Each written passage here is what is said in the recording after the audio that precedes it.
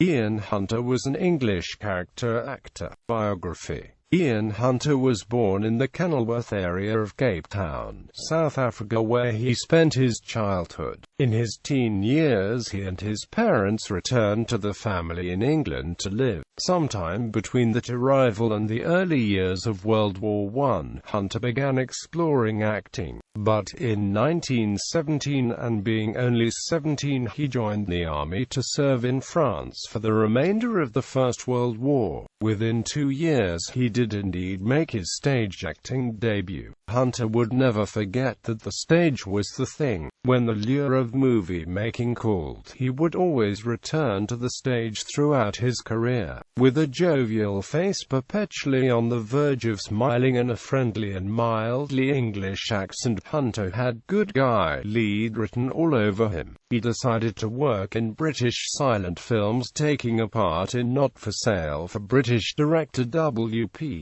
Kellano. Hunter then made his first trip to the U.S. Broadway, not Hollywood, because Basil Dean, the British actor and director, was producing Richard Brinsley Sheridan's The School for Scandal at the Knickerbocker Theatre. Unfortunately, the production folded after one performance. It was a more concerted effort with filmed the next year back in Britain, again with Kellano. He then met the film director Alfred Hitchcock in 1927 and was featured in Hitchcock's The Ring, about the boxing game, and stayed for the director's Downhill and Easy Virtue, based on the Noel Coward play. By late 1928 he returned to Broadway for only a month's run in the original comedy Olympia, but stayed on in America to work in Hollywood on Syncopation for RKO, his first sound film, as if restless to keep ever cycling back and forth across the Atlantic. Fairly typical of Hunter's career, he returned to London for Dean's thriller Escape. In The Girl from 10th Avenue with Bette Davis,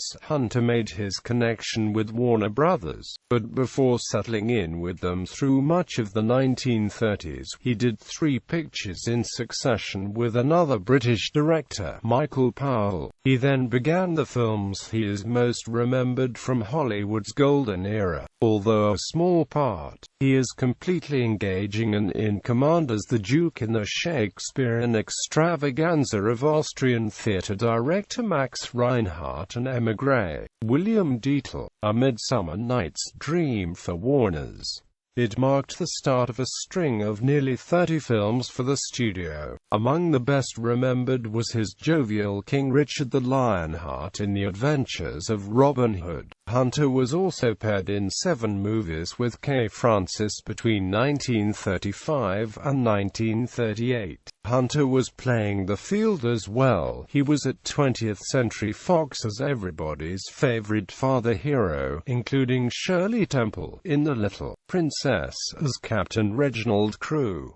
And he was the unforgettable benign guardian angel like Cambro in Lowe's Strange Cargo with Clark Gable. He was staying regularly busy in Hollywood until into 1942, when he returned to Britain to serve in the war effort. After the war, Hunter remained in London, committed to stage work and acting in films. He appeared once more on Broadway in 1948 and made Edward, My Son for MGM British with George Cukor directing and Spencer Tracy and Deborah Kerr in the lead roles. Although there was some American playhouse theatre in the mid-1950s, Hunter was bound to England, working once more for Michael Powell before retiring in the middle of that decade after nearly 100 films. Among dozens of film roles, his best remembered appearances include That Certain Woman with Bette Davis, Tower of London, and Dr. Jekyll and Mr. Hyde. Hunter returned to the Robin Hood legend in the TV series The Adventures of Robin Hood from 1955 in the recurring role of Sir Richard of the Lee. Filmography.